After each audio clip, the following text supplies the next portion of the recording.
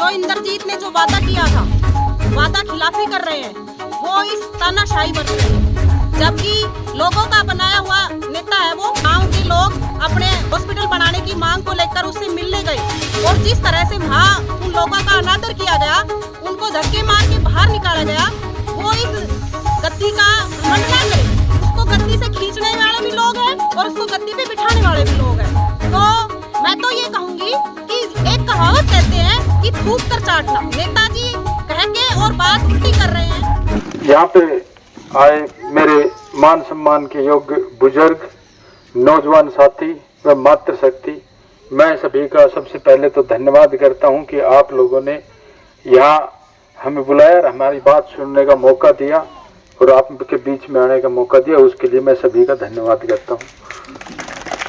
देखिए, बाबूजी ने सारी बातें तो बता दी है, इनके डॉक्यूमेंट हमारे पास हैं सारे।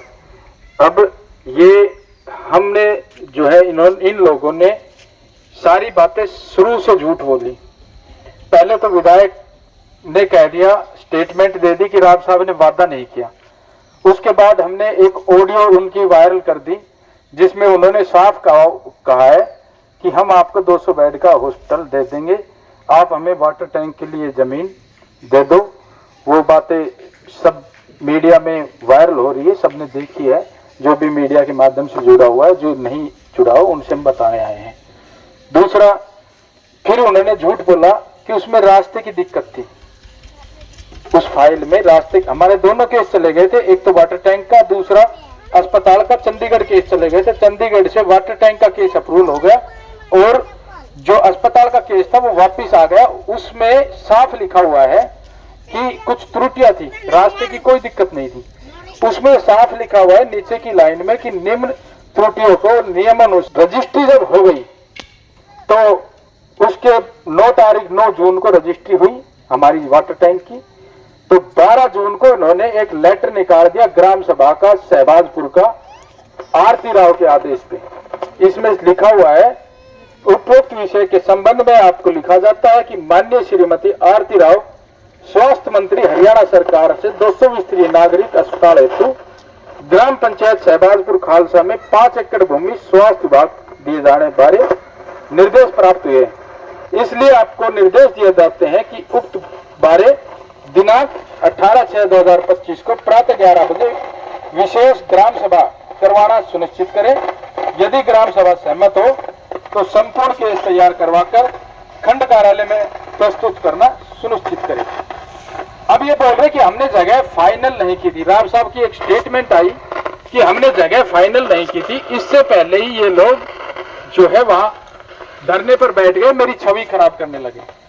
जब ये ग्राम सभा उन्होंने करवाई है, सारी जगह देखने के बाद, साइड देखने के बाद, तो फिर इसमें वादे से ना मुकरने वाली बात कहाँ रहेगी। अगला मैं आपको बताना चाहता हूं कि मैं आपको बताना चाहता हूं कि एक चंडीगढ़ से गोकलगढ़ का केस गया था हमारे गांव के केस से पहले, और गोकलगढ़ का केस 2 रीजन से कैंसिल हुआ था। पहला था दोनों साइड रेलवे फाटक, दूसरा था 5 एकड़ भूमि जो भविष्य के देखते हुए कम पड़ेगी। जब 5 एकड़ भूमि गोकलगढ़ की कैंसिल हो गई तो फिर इन्होंने 5 एकड़ भूमि सहबाजपुर का लेटर किस बेस पे निकाल दिया। अब बात आती है कि क्यों निकाला, तो मैं आपको बताना चाहता हूं कि जब यहाँ पे आरती राव स्वास्थ्य मंत्री यहाँ पे घूम रही थी तो सहबाजपुर में गई, तो उस टाइम उनके साथ ना तो हमारे हल्का विधायक थे और ना ही कोई वो उनके साथ प्रॉपर्टी डीलर थे। उनके कार्यकर्ता है, वो प्रॉपर्टी डीलर है, प्रॉपर्टी डीलर का काम तो जरूर करते हैं, वो कार्यकर्ता भी होंगे। उनके कहने पर, भूमाफियाओं के कहने पर उनकी क्या आपस में बातचीत है वो हमें नहीं पता, लेकिन उनके कहने पर उन्होंने ये गलत तरीके से एक फाइल को रोक के दूसरी फाइल चलाई है। बोल जी सरपंच से बात करेंगे राव साहब। अब राव साहब ने बात की तो उन्होंने कहा कि भाई आप लोग ये जो इतने लोग लेके मेरे ऊपर दबाव मत बनाने की कोशिश करो, क्योंकि 250-300 लोग यहाँ से गए थे। उन्होंने कहा कि दबाव बनाने की। मैंने कहा कि साहब हम आप पे दबाव नहीं, आपसे रिक्वेस्ट करने आए, आपसे विनती करने आए, आप हमारी बात सुनो। और जैसे आपने कहा वैसे हमने किया। हमने एक दोनों गांव की सहमति का एक राव वीरेंद्र की मूर्ति लगाने का भी प्रस्ताव पास करके दिया था लेटर पैड पे, और 30 सितंबर का मूर्ति लगाने का भी प्लान था। लेकिन फिर उन्होंने बिल्कुल ही मना कर दिया, बोले हॉस्टल जहां बन रही है वहां बनने दो, बकवास करने की जरूरत नहीं है। और मैं मिलकर क्या करूंगा, नहीं मिले भाई, ठीक है राजा आदमी है। मैंने थे उन्हीं की एज के बाबा थे लगभग, और उन्हीं की तरह मजबूत थे राव रामेर, वो हमारे अध्यक्ष भी थे। 29 तारीख को महापंचायत के दिन वो महापंचायत में भी थे, मौजूद थे, और हमारे मातृशक्ति को महिलाओं को बोल के आते थे गांव में कि चलो धरने पे चलो, कह के आते थे डेली। और 29 तारीख को वो उस अपमान को नहीं सह पाए, 1 घंटे बाद उनकी मौत हो गई। अभी मैं कहूंगा मान सम्मान की, तो मेरे को कई बुजुर्गों ने कहा, मेरे को पता लगा, मेरे को महसूस हुआ कि इन बुजुर्गों को ठेस लगी है। तो मैंने महापंचायत के दिन उनके एक्सपायर होने से पहले मंच के माध्यम से बुजुर्गों की सम्मान की बात कही थी। वो इसीलिए कही थी कि मेरे को उस दिन ठेस लगी, और मुझे पता लगा, मुझे महसूस हुआ कि इनको जो है ठेस लगी है। और लोगों ने भी, आसपास के गांव से लोगों ने कहा कि हमारी पंचायतें भी गई थी, आपके नीरपुर गांव की भी गई थी, आपकी फिदड़ी गांव की भी गई थी, पंचायतें गई थी, पर्सनल लोग नहीं गए थे, उनसे भी वो नहीं मिले। जब वहां होने के बावजूद वो जनता से मिलना पसंद नहीं करते, इस गरीब जनता में उसको बदबू आती है। मैंने लिया था कि बुजुर्गों के सम्मान की बात, ये अस्पताल के साथ साथ बुजुर्गों के सम्मान की लड़ाई है।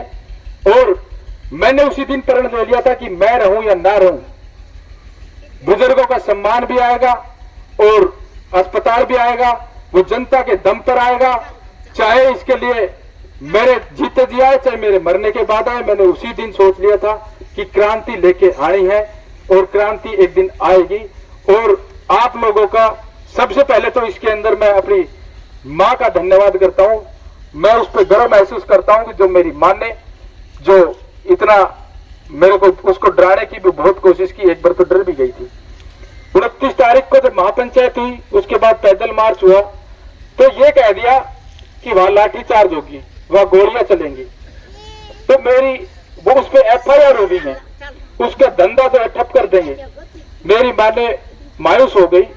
फिर मैंने अपनी माँ को समझाया कि मम्मी, आज हम बोल रहे हैं, ये भी किसी क्रांतिकारी की वजह से बोल रहे हैं, भगत सिंह जैसे क्रांतिकारी है, उन्होंने भी बलिदान दिया था। और उसकी माँ से कहा था कि हंसते हंसते जो है आप उदास मत होना।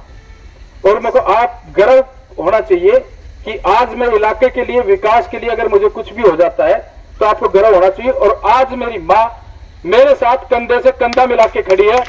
मैं दूसरा धन्यवाद करना चाहूंगा रामगढ़ भगवानपुर के ग्रामवासियों को, जो मैं गर्व करता हूं, गर्व महसूस करता हूं कि मैंने रामगढ़ भगवानपुर में जन्म लिया, जहां इतने मजबूत लोग हैं कि आज मैं बोला उनकी मदद, उन्होंने जो हिम्मत दी, उन्होंने ताकत दी, वो जो लोग साथ खड़े थे, मजबूत खड़े थे, उनकी वजह से मुझे हिम्मत मिली। और अगला श्रेय मैं दूंगा आम जनता को, जिसने उस हिम्मत को दोगुना कर दिया और मेरे साथ आके खड़े हो गए। जिसको राजा बनाया, जिस जनता ने, वही प्रजा मेरी ढाल बन के खड़ी हो गई। नहीं तो आज राव रामेर की बगल में एक मेरी भी फोटो होती, क्योंकि इन लोगों ने मेरे को काफी अटैक किए, पर्सनल अटैक, लोगों से कोशिशें की कि इसके खिलाफ RTI लगवाए, वो लगवाए।